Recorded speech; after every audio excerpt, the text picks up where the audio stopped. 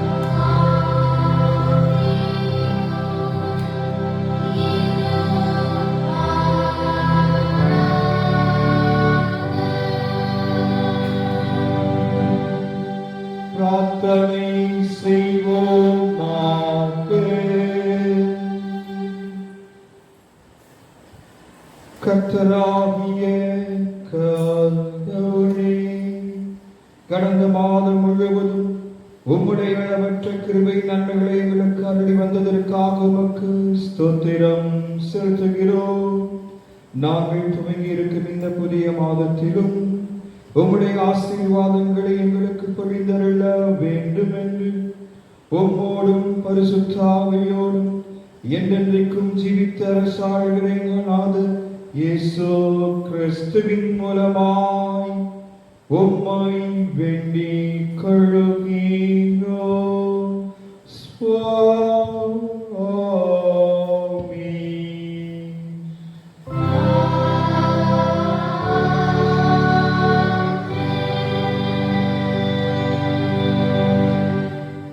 ஜூலை மாதத்தின் முதல் நாள் இந்த ஆராதனையிலே வாசிக்கும்படி தெரிந்து கொண்ட திருமறை பகுதியை வாசிக்க கேட்போம்.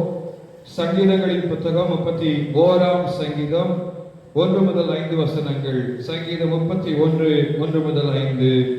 கர்த்தாவே, உம்மை நம்பி இருக்கிறேன். நான் ஒரு காலம் வெட்கம் அடையாதபடி செய்யும்.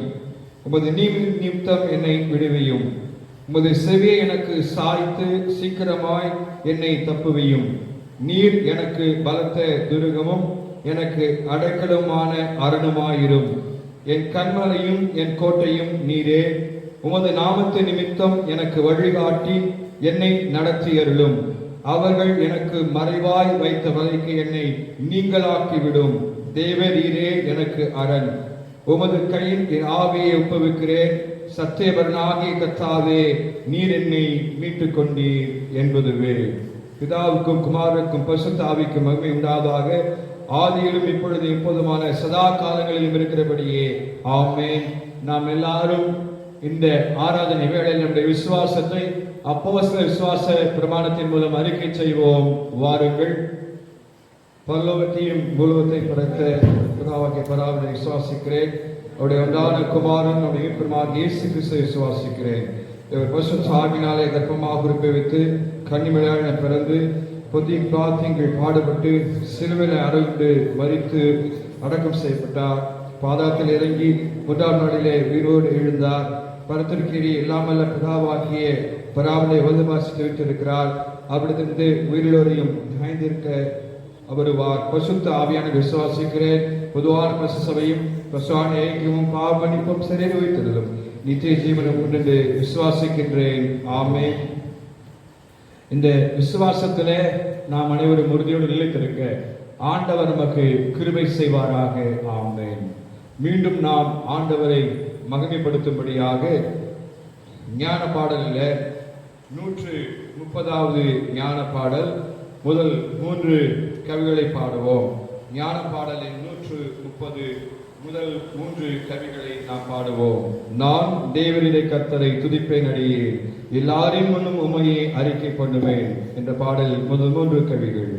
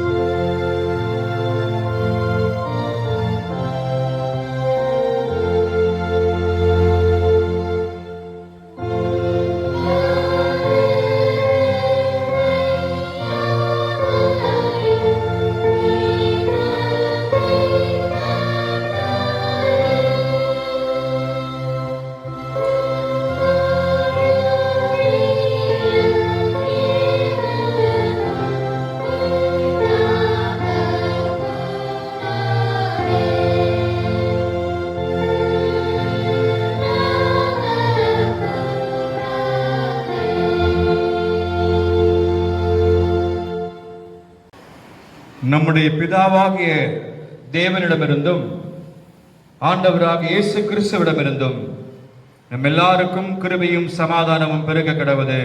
ஆமேன். ஜெபம் செய்வோம். அன்பு நிறைந்த எங்கள் நல்ல ஆண்டவரே, உம்மை நாங்கள் துதிக்கிறோம்.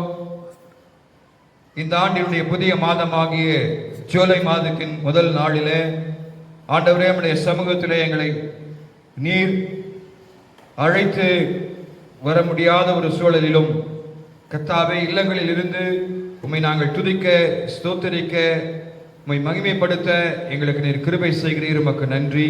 உம்முடைய திரு வார்த்தைகளை இப்போது நாங்கள் தியானிக்கின்றோம். ஆண்டுடைய பிரசன்னம் ஆங்காங்கே இல்லங்களில் கூடி உம்முடைய வார்த்தை கேட்கிற மக்கள் மத்தியில் இருக்கும்படியாய் ஆண்டவரை நாங்கள் கெஞ்சி மன்றாடுகிறோம். இயேசுவின் மூலம் கேட்கிறோம் எங்கள் நல்ல பிதாவே. ஆமென்.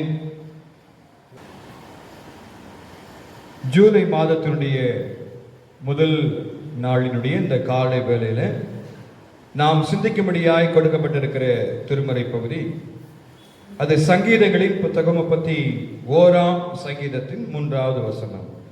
சங்கீதம் 31:3. என் கண்மலையும் என் கோட்டையும் நீரே, உமது நாமத்து நிமித்தம் எனக்கு வழிகாட்டி என்னை நடத்தியருளும். 2020ஆம் ஆண்டிலே 6 மாதங்களை நாம் கடந்து வந்திருக்கின்றோம். கர்த்தருடைய பெரிதான கிருபை, அவர் நம்மை ஆசீர்வதித்திருக்கிறார், பாதுகாத்திருக்கிறார். யாருமே இந்த உலகத்திலே எதிர்பார்க்காத சம்பவங்களை நாம் இப்போது அனுபவித்துக் கொண்டிருக்கின்றோம். உலகம் முழுவதும் பாதிக்கப்பட்டிருக்கிற நிலை, அந்த பாதிப்புக்கு எப்போது முடிவு வரும் என்று தெரியாத ஒரு சூழல். இப்படிப்பட்ட நிலையிலே கர்த்தர் நம்மை ஆசீர்வதித்து இந்த புதிய மாதத்தை காணும் கிருபையை கொடுத்திருக்கிறார். ஆண்டவருக்கே மகிமை உண்டாவதாக. கர்த்தருடைய கரத்திலே நாம் பாதுகாவலாய் அவருடைய பராமரிப்பில் இருந்து வருகிறோம் என்பதை நிச்சயமாய் நம்முடைய வாழ்க்கையிலே அறிந்திருக்கின்றோம். உலகத்திலே இன்று வரைக்கும் 1 கோடி மக்களுக்கு மேல் இந்த கிருமியினாலே பாதிக்கப்பட்டிருக்கிறார்கள் என்று குறிப்பு நமக்கு சொல்லுகிறது. அதிலே 5 லட்சம் பேருக்கு மேல் உயிரிழந்திருக்கிறார்கள். இந்திய தேசத்திலே 5,60,000 பேர் பாதிக்கப்பட்டிருக்கிறார்கள். 16 பேருக்கு மேல் மரித்திருக்கிறார்கள். தமிழகத்தில் 86,000 பேர் பாதிக்கப்பட்டிருக்கிறார்கள்.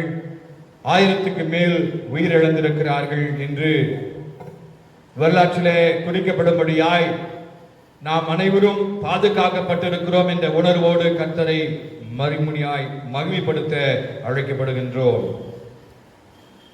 ஏப்ரல் மாதத்திலிருந்து மே, ஜூன் 3 மாதங்களும் ஆலயத்திலே நாம் கூடி வந்து ஆராதிக்க முடியாத ஒரு சூழல். ஆனாலும் கர்த்தர் நம்மை வழிநடத்தி இருக்கிறார். இந்த ஜூலை மாதத்தின் முதல் நாளிலே அவர் நமக்கு தருகிற வாக்குத்தத்தம், என் கண்மலை, என் கோட்டை, எனக்கு அவர் வழிகாட்டி என்னை அவர் நடத்தி செல்பவர் என்று அந்த சங்கீதக்காரன் நமக்கு சொல்லுகின்றார். You are my rock, my fortress, for the sake of your name lead me and guide me என்று ஆங்கில வேதாகமத்திலே அது குறிக்கப்பட்டிருக்கிறது. உலக வாழ்க்கையிலே நாம் மனிதர்கள் நமக்கு பாதுகாப்பாக இருப்பார்கள் என்று நம்புகிறோம். ஆனால் எல்லா நேரங்களிலும் மனிதர்கள் நமக்கு பாதுகாப்பாக இருக்க முடியாது, அதை நாம் அறிவோம். இந்த உலகத்திலே நமக்கு எப்பொழுதும் எந்நாளும் பாதுகாப்பாக இருக்கிறவர் நம்முடைய தேவன் மாத்திரமே. அதைதான் இங்கு நாம் காண முடிகிறது. கர்த்தர் தான் என் கண்மலை, கர்த்தர் தான் என் கோட்டை, அவர்தான் என்னை வழி நடத்துகிறவர், அவர்தான் எனக்கு ஆலோசனை தருபவர் என்று சொல்லி இந்த சங்கீதக்காரன் சொல்லுகின்றார். இந்த மாத துவக்கத்தில் நம்ம எல்லாருக்கும் அவர் அரணாக, கோட்டையாக, கண்மலையாக, வழி நடத்துகிறவராக, நமக்கு ஆலோசனை தருபவராக இருக்கின்றார். அப்படிப்பட்ட ஒரு மேலான ஆசீர்வாதமான தெய்வத்தை நாம் வழிபடுகிறோம் என்று ஆண்டவருடைய சமூகத்தில் நம்மை தாழ்த்தி மகிமைப்படுத்த அழைக்கப்படுகின்றோம். கர்த்தர் நமக்கு எப்பொழுதும் கண்மலையாய் இருக்கிறார் என்று சொல்லப்படுகின்றது. சங்கீதங்களிலே 18ஆம் சங்கீதத்துடைய 31ஆம் வசனத்தில் இப்படி வாசிக்கிறோம். கர்த்தரை அல்லாமல் தேவன் யார்? நம்முடைய தேவனை அன்றி கண்மலையும் யார்? நம்முடைய தேவனே அன்றி வேறு கண்மலை இருக்க முடியாது என்று சொல்லி அந்த சங்கீதக்காரன் சொல்லுகிறார். அதே வண்ணமாக சங்கீதங்கள் 62ஆம் சங்கீதத்துடைய 2ஆம் வசனத்தில் நாம் காணும்போது, அவரே என் கண்மலையும் என் ரட்சிப்பும் என் உயர்ந்த அடைக்கலமுமானவர், நான் அதிகமாய் அசைக்கப்படுவதில்லை. நான் அதிகமாய் அசைக்கப்படுவதில்லை. காரணம், அவர்தான் எனக்கு கண்மலை, என் கோட்டை என்று அந்த சங்கீதக்காரன் குறிப்பிடுகிறார். அதே விதமாக சங்கீதங்களின் புத்தகத்திலே 28ஆம் சங்கீதத்தை நாம் காணும்போது, என் கண்மலையாகிய கர்த்தாவே உம்மை நோக்கி நான் கூப்பிடுகிறேன் என்று அந்த சங்கீதக்காரன் உரிமையோடு கூப்பிடுகின்றார். ஆகவே ஆண்டவர் தான் நமக்கு கண்மலையாய் இருக்கின்றார். மலை பாறைகளிலே இடையே பிளவு காணப்படுமா? அந்த பிளவிலே சின்ன குருவிகள் அமர்ந்திருக்கும். பயங்கரமான காற்றடிக்கும் வெளியில. ஆனால் அந்த பிளவிலே அமர்ந்திருக்கிற அந்த சின்ன குருவி அமைதியாக எந்தவித சலனமும் இல்லாமல் எதுவுமே தெரியாதது போல் அது அமர்ந்திருக்கின்றோம். அதற்கு காரணம், அந்த பாதுகாப்பாக அது உள் அந்த பிளவின் காணப்படுகிறது. அதே போலதான் இந்த உலக வாழ்க்கையில நமக்கு பெரிய புயல் வரும்போதும் துன்பங்கள் வரும்போதும் கண்மலையாய் இயேசு கிறிஸ்து நம்மை பாதுகாக்கிறவராக இருக்கிறார். அவருடைய பாதுகாப்பிலே நாம் இருக்கிற போது பாதிப்புகள் இல்லை என்பதை இந்த சம்பவத்திலே நாம் உணர்ந்து கொள்ள முடிகிறது. ஆகவே ஆண்டவர் இயேசு கிறிஸ்து கண்மலையாய் நமக்கு இருக்கின்றார். எந்த நேரத்திலும் எல்லா நிலைகளிலும் நம்முடைய துன்பத்திலும் நம்முடைய துயரத்திலும் நம்முடைய பிரச்சனைகளிலும் அவர் நம்மை பாதுகாக்கிறார் என்று சொல்லப்படுகிறது. அது மாத்திரமல்ல, அவர் என் கோட்டை என்று அந்த சங்கீதக்காரன் குறிப்பிடுகிறார். அந்த கோட்டையாய் ஆண்டவர் நமக்கு இருக்கின்றார். அந்த காலங்களிலே ராஜாக்கள் ஆளுகிற போது நாடுகளுடைய அந்த எல்லைகளிலே கோட்டை மதில் இருக்கும். அந்த கோட்டை மதில் மேலே வீரர்கள் நின்று பாதுகாப்பாங்க. அந்த நாட்டிற்கு எந்தவித சேதம் இல்லாமல் அவர்கள் தான் பாதுகாப்பாக இருப்பார்கள். கோட்டை வாசலிலே வேறு யாரும் நுழைய முடியாது. அதே போலதான் நாம் இருக்கின்ற சூழலிலே நம்முடைய இல்லங்களிலே ஆண்டவர் கோட்டையாய் நம்மை பாதுகாக்கிறவராக இருக்கிறார். தேவ தூதர்கள் நம்மை பாதுகாக்கிறார்கள். இம்மட்டுமாய் இந்த உலக வாழ்க்கையில நாம் அந்த அனுபவத்துக்குள்ளாய் கடந்து வந்திருக்கிறோம். நிறைய விலகினங்கள் பிரச்சனைகள் இருந்தாலும் நம்முடைய ஜீவனை பிதா காப்பாற்றி இருக்கிறார் என்பதை நீங்களும் நானும் நன்றாகவே அறிவோம். கர்த்தருடைய கரத்திலே நம்மை ஒப்புக் கொடுக்கிற போது அவர் கோட்டையாய் நமக்கு எல்லா நிலைகளிலும் பாதுகாப்பை கொடுக்கிறவராக இருக்கின்றார். அதே விதமாய் மூன்றாவதாக பார்க்கிற போது நமக்கு அவர் வழிகாட்டி, கைடு என்று சொல்லி அந்த சங்கீதக்காரன் சொல்லுகிறார். என்னை நீர் வழி நடத்துகிறவராக இருக்கிறீர் என்பதை அங்கு நாம் காண்கின்றோம். நான் சின்ன பிள்ளைகளா நாம இருக்கிற போது நம்முடைய பெற்றோர்களும் நண்பர்களும் நம்மளை வழி நடத்துவாங்க. படிக்கிற காலத்துல ஆசிரியர்கள் நமக்கு வழிகாட்டியா இருப்பாங்க. இன்னும் நம்முடைய பணியிடத்துல மேல் அதிகாரிகள் நமக்கு வழிகாட்டியா இருப்பாங்க. இப்படியாய் நாம் உலகத்தின் பார்வையில பல காரியங்களை சொல்ல முடியும். ஆனால் இந்த உலகத்தின் காரியங்களில் மாத்திரமல்ல, நம்முடைய ஆன்மீக காரியங்களிலே நம்மை வழிநடத்துகிற ஆண்டவர் நம்மை எல்லா நிலைகளிலும் வழிநடத்துகிறவராக இருக்கிறார். நம்மை அவர் எப்படியெல்லாம் வழிநடத்த வேண்டும் என்று சொல்லி சித்தம் கொண்டிருக்கிறாரோ அந்த பாதைகளிலே வழிநடத்துகிறவராக இருக்கின்றார்.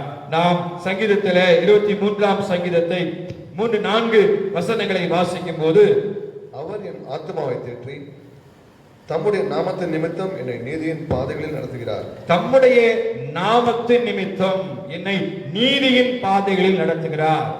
அவர் நாமத்தின் நிமித்தமாய் நாம் வழி நடத்தப்படுகிறோம் என்பதை அந்த வசனம் நமக்கு கற்றுக் கொடுக்கிறது.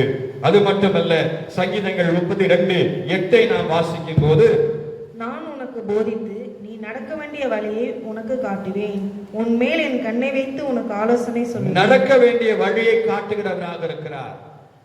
அவர் நம்மோடு இருக்கிறது மாத்திரமல்ல, நமக்கு அவர் கண்மலையாய் கோட்டையாய் இருப்பது மாத்திரமல்ல, நம்மை அவர் வழி நடத்துகிறவராய் இருக்கின்றார் என்பதை சங்கீதக்காரன் மிக தெளிவாய் நமக்கு அவர் கற்றுக் கொடுக்கின்றார். இந்த உலக வாழ்க்கையிலே முடிவு எடுப்பதிலே அந்த முடிவை எப்படி இருக்கும் என்பதில் நமக்கு சந்தேகம் உண்டாகும் போது கர்த்தர் சரியான பாதையிலே நம்மை நடத்துகிறவராக இருக்கின்றார். அப்போஸ்தலர் நடவடிக்கைகள் 8ஆம் அதிகாரத்திலே 26ஆம் வசனத்தையும் 29ஐயும் வாசிப்போம். பின்பு கர்த்தருடைய தூதன் பிலிப்பை நோக்கி, நீ எழுந்து தெற்கு முகமாய் எருசலேமிலிருந்து காசா பட்டணத்தில் போகிற வனாந்திர மார்க்கமாய் போ என்றான். ஆவியானவர், நீ போய் அந்த ரதத்துடனே சேர்ந்து கொள் என்று பிலிப்புடனே சொன்னார். இந்த 2 வசனங்களை பார்க்கிறோம். முதல்ல, நீ எழுந்து நான் காண்பிக்கிற இடத்திற்கு போ, அந்த காசா பட்டணத்திற்கு போ என்று சொல்லுகிறார். மறுபடியும் 29ஆம் வசனத்துல ஒரு ரதத்திலே போய் உன்னை இணைத்துக் கொள் என்று சொல்லுகிறார். அதற்கு காரணம், அங்க ரதத்தில் வருகிற மனிதனுக்கு அவர் ஆண்டவரின் அன்பை எடுத்து சொல்ல வேண்டும் என்பது ஆண்டுடைய திட்டமா இருந்ததினால அவரை வழி நடத்தினார் என்று சொல்லி காண்கின்றோம். அதே விதமாக அப்போஸ்தலர் நடவடிக்கைகள் 10ஆம் அதிகாரம் 19, 20 வசனங்களை வாசிக்கும் போது, பேதுரு அந்த தரிசனத்தை குறித்து சிந்தனை பண்ணி கொண்டிருக்கையில் ஆவியானவர், இதோ 3 மனுஷர் உன்னை தேடுகிறார்கள், நீ எழுந்து இறங்கி ஒன்றுக்கும் சந்தேகப்படாமல் அவர்களுடனே கூட போ. போ. அந்த வழி நடத்தல் என்பது ஆண்டவராலே மாத்திரம்தான் நமக்கு தெளிவாக கொடுக்க முடியும்.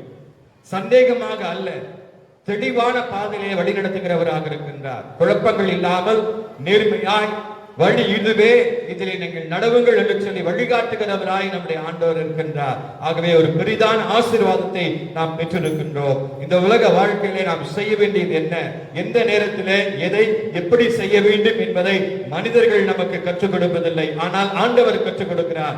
அதற்கு நாம் அவருடைய பாதத்தில் அமர வேண்டும். அவர் ஆலோசனை கேட்பதற்கு நம்மை தகுதிப்படுத்த வேண்டும். இந்த மாத துவக்கம் அதற்கு தெளிவாய் நமக்கு கற்றுக் கொடுக்கின்றது. எரேமியா தீர்க்கதரிசன புத்தகத்திலே 21ஆம் அதிகாரத்திலே 8ஆம் வசனத்தை காணும் போது, எரேமியா 21:8, பின்னையும் அவர் இந்த ஜனங்களை நோக்கி, இதோ நான் உங்கள் முன்னே ஜீவ வழியையும் மரண வழியையும் வைக்கிறேன் என்று கர்த்தர் சொல்லுகிறார். நான் உங்களுக்கு முன்பாக ஜீவ வழியும் மரண வழியும் வைக்கிறேன். எதிலே நீங்கள் செல்ல வேண்டும் என்பதை நான் உங்களுக்கு கற்றுக் கொடுப்பேன். அதிலே ஜீவ பாதையிலே செல்லும் போது உங்களுக்கு ஆசீர்வாதம் உண்டு என்பதை ஆண்டவர் மிக தெளிவாய் உங்களுக்கு எனக்கும் கற்றுக் கொடுக்கின்றார். அன்புக்குரியவர்களே, இந்த மாத துவக்கத்துல இந்த சங்கீதம் 31:3 சொல்லப்பட்ட அந்த ஆசீர்வாதத்தை 4 விதமான காரியங்களை நாம் சோதரித்துக் கொள்ள வேண்டும் என்று சொல்லி தேவன் உங்களையும் என்னையும் இன்றைக்கு அழைக்கிறவராக இருக்கிறார். என் கண்மலையும் என் கோட்டையும் நீரே, உமது நாமத்து நிமித்தம் எனக்கு வழிகாட்டி என்னை நடத்தி அருளும். இந்த ஆசீர்வாதத்தை நாம் பெற்றுக்கொள்ள வேண்டுமானால் நாம் செய்ய வேண்டிய காரியம் ஆண்டவரை தேட வேண்டும். கர்த்தரை கண்டடையத்தக்க சமயத்திலே அவரை தேடுங்கள் என்று நாம் வேதத்திலே வாசிக்கின்றோம். இந்த ஜூலை மாதத்திலே கடந்த காலையில் கர்த்தர் நம்மை பாதுகாத்திருக்கிறார், வழி நடத்தி இருக்கிறார், ஆசீர்வதித்திருக்கிறார். இந்த புதிய மாதமாகிய ஜூலை மாதத்தின் துவக்க நாளிலே நம்மை ஆசீர்வதிக்கிறார். அவரே கண்மலை, அவரே கோட்டை, அவரே வழி நடத்துகிறவர், அவரே எல்லா நிலைகளிலும் ஆலோசனை தருகிறவராக இருக்கிறார். அந்த ஆசீர்வாதத்தை நாம் சோதரித்துக் கொள்ள கர்த்ததாமே நம் அனைவரையும் நிறைவாய் ஆசீர்வதிப்பாராக. ஆமென். ஜெபம் செய்வோம். அன்பு நிறைந்த நல்ல ஆண்டவரே, கர்த்தர் எங்களுக்கு இந்த புதிய ஆசீர்வாதமான வார்த்தையை கொடுத்திருக்கிறேன். நீரே கண்மலை, நீரே கோட்டை, நீரே எங்களை வழிநடத்துகிறவர், நீரே ஆலோசனை தருபவர். அப்பா, இந்த அனுபவத்தை நாங்கள் எங்கள் வாழ்க்கையில் அனுபவிக்க நீர் கிருபை தாரும். எல்லா நன்மைகளை எங்களுக்கு தாரும். ஒவ்வொருவரையும் நீர் ஆசீர்வதிப்பீராக. இயேசுவின் மூலம் கேட்கிறோம் எங்கள் நல்ல பிதாவே. ஆமென். நம்முடைய ஆண்டவராக இயேசு கிறிஸ்துவின் கிருபையும் பிதாவாகிய கடவுளின் அன்பும் பரிசுத்த ஐக்கியமும் நம் அனைவரும் இன்னும் இன்றும் சதா காலங்களில் இருந்து நம்மை ஆசீர்வதித்து காப்பதாக. ஆமென். அன்பானவர்களே, நம்முடைய தமிழ் சுவிசேஷ லுத்தரன் திருச்சபையிலே மிஷனரியாக பணியாற்றிய சிஸ்டர் கிரைன் அம்மா அவர்கள் நேற்றைய தினத்திலே கர்த்தருடைய அழைப்பை பெற்று ஆண்டுடைய சமூகத்திலே சென்றடைந்திருக்கிறார்கள். அவர்கள் நம்முடைய திருச்சபையிலே பாண்டூர், சென்னை மற்றும் மயிலாடுதுறையிலே பணியாற்றி பிறகு துறையாறிலே 30 ஆண்டுகள் அவர்கள் தன்னுடைய ஊழியத்தை நிறைவேற்றியிருக்கிறார்கள். ஞானப்பூ இல்லம் என்ற அந்த இல்லத்திலே அநேகருக்கு அவர்கள் அநேக நற்காரியங்களை செய்திருக்கிறார்கள். ஆகவே நாம் அவருடைய குடும்பத்திற்காக ஜெபிப்போம். கர்த்தர் இந்த உலகத்திலே நம்முடைய திருச்சபைக்கு அவரை மிஷனரியாய் கொடுத்தார். ஆண்டவரை மகிமைப்படுத்துவோம். அவருடைய அடக்க ஆராதனை 2ஆம் தேதி ஜெர்மனியிலே நடைபெற இருக்கிறது. ஜெபித்துக் கொள்வோம்.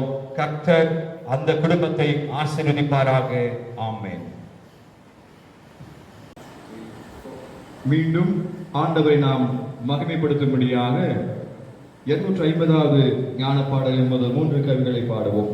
என்னில் ஒரு வாயும் நாவும் இருந்தால் கர்த்தர் எனக்கு அன்பாக செய்த நன்மையாகும். அவைகளால் பிரசங்கித்து துதிகளுடைய சிலுவேன் ஓயா துனியாய் பாடுவேன்.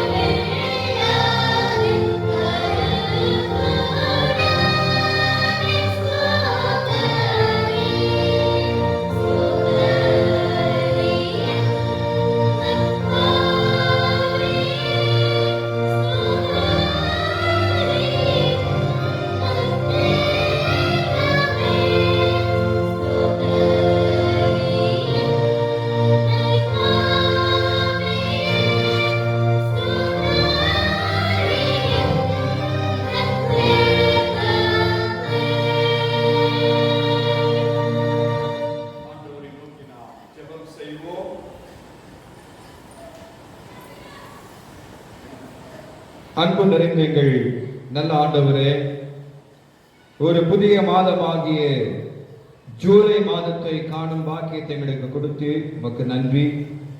கர்த்தாவே, கடந்த நாட்களிலே உம்முடைய சமூகத்திலே ஆண்டவரே எங்களை அர்ப்பணித்து நாங்கள் ஜெபித்தோம். ஆனாலும் தொடர்ந்து ஆண்டவரே பாதிப்புகள் இருக்கிறது. உலகம் முழுவதுமே ஆண்டவரே இன்னும் கர்த்தாவே மக்கள் சுமூகமான நிலைக்கு திரும்ப இயலவில்லை என்பதை நாங்கள் அறிகிறோம். ஆண்டவரே, நீர் கிருபையாய் இறங்கி வழிநடத்தி ஏற்ற காலத்திலே ஆண்டவரே இந்த வைரஸ் கிருமி முற்றிலுமாய் அழிந்து போக நீர் கிருபை தாரும். கர்த்தாவே, எல்லாரையும் உடைய கரத்தில் ஒப்புக் கொடுக்கிறோம். தூங்கி இருக்கின்ற இந்த மாதத்திலும் கர்த்தர் எங்களை வழிநடத்தி ஆசீர்வதிப்பீராக. கர்த்தாவே, நீரே எங்களுக்கு எல்லா நிலைகளிலும் வழிகாட்டியாய், எங்களுக்கு கோட்டையாய் அரணாய் இருக்க வேண்டும் என்று சொல்லி அந்த வாக்குத்தத்தத்தை எங்களுக்கு கொடுத்திருக்கிறீங்க. உமக்கு நன்றி அப்பா. எங்களின் வழிநடத்தும்படியாய் நாங்கள் கெஞ்சி மன்றாடுகிறோம். ஆண்டவரே, எங்கள் திருச்சபைக்காக ஜெபிக்கிறோம். ஆசீர்வதிங்க. சிறப்பாக கர்த்தாவே, எங்கள் திருச்சபையில மிஷனரியாக பணியாற்றிய சிஸ்டர் கிளைன் அம்மா அவர்கள் ஆண்டவரே உம்முடைய அழைப்பை ஏற்று உம்முடைய சமூகத்திலே வந்தடைந்திருக்கிறார்கள். கர்த்தாவே, அவருடைய வாழ்க்கைக்காக அவர்கள் செய்த பணிகளுக்காக ஆண்டவரே உமக்கு நாங்கள் நன்றி செலுத்துகிறோம். ஆண்டவர் தாமே அவர்கள் குடும்பத்திற்கு ஏற்ற ஆறுதலையும் சமாதானத்தையும் தரும்படியாய் நாங்கள் கெஞ்சி மன்றாடுகிறோம். எங்கள் எல்லாரையுமே தாழ்த்தி உம்முடைய கரத்தில் ஒப்புக் கொடுக்கிறோம். கர்த்தர் ஒவ்வொருவரையும் தனித்தனியாய் ஆசீர்வதிப்பீராக. எங்கள் நாட்டிலே எல்லா இடங்களிலும் மக்களுக்கு நல்ல சுகத்தை பலத்தை தரும்படியாய் நாங்கள் கெஞ்சி மன்றாடுகிறோம். உங்களை தாழ்த்தி அர்ப்பணிக்கின்றோம். இந்த மாதத்தின் துவக்கத்திலிருந்து எல்லா நாட்களிலும் எங்களோடு கொண்டிரும். ஆண்டவராக இயேசு ரட்சகரின் மூலம் கேட்கிறோம் எங்கள் நல்ல பிதாவே, ஆமென். பரமண்டலங்களில் இருக்கிற எங்கள் பிதாவே, உம்முடைய நாமம் பரிசுத்தப்படுவதாக, உம்முடைய ராஜ்யம் வருவதாக, உம்முடைய சித்தம் பரமண்டலத்திலே செய்யப்படுவது போல பூமியிலேயும் செய்யப்படுவதாக. அன்றைய ஆகாரத்தை எங்களுக்கு இன்று தாரும். கடனாக நாங்கள் மன்னிக்கிறது போல் நீங்கள் எங்கள் பார்க்கிறீங்க பண்ணி எங்களை சோதனைக்குட்பட பண்ணாதிலும் தீங்கை நிச்சயித்துக் கொள்ளும். அதென்றால் ராஜ்யமும் அளவி மகிழ்ச்சியும் என்னைக்கும் உடைய சுவாமி. ஆமென்.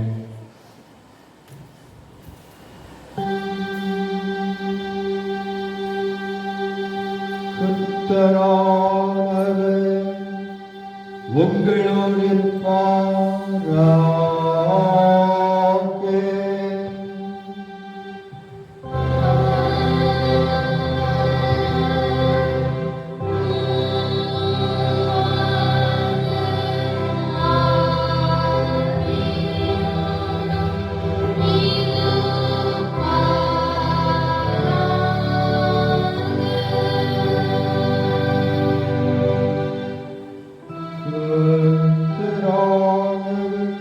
உங்களை ஆசீர்வதித்து உங்களை காப்பாராக.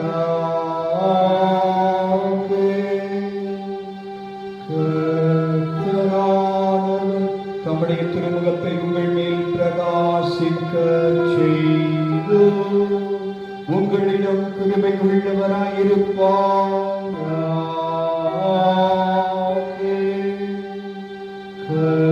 கர்த்தரானவர் தம்முடைய திருமுகத்தை உங்களுக்கு பிரசன்னமாக்கி உங்களுக்கு சமாதானம்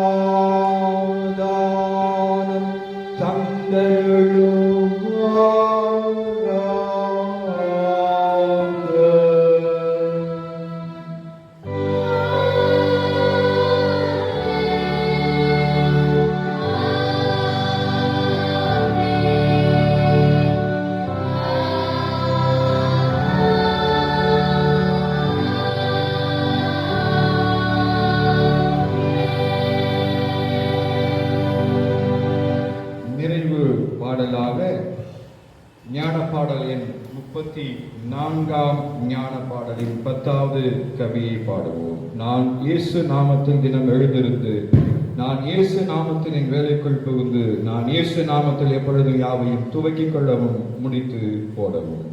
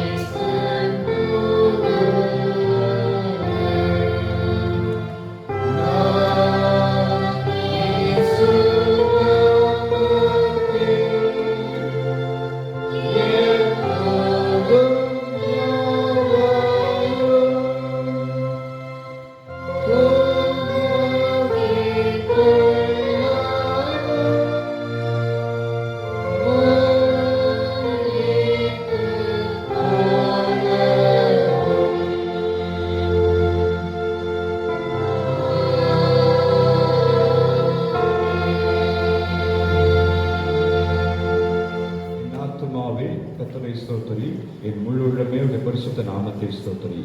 என் ஆத்துமாவே கர்த்தரை ஸ்தோத்திரி. கர்த்தர் செய்த சகல உபகாரங்களையும் மறவாதே. ஆமென். கர்த்தருக்கு ஸ்தோத்திரம்.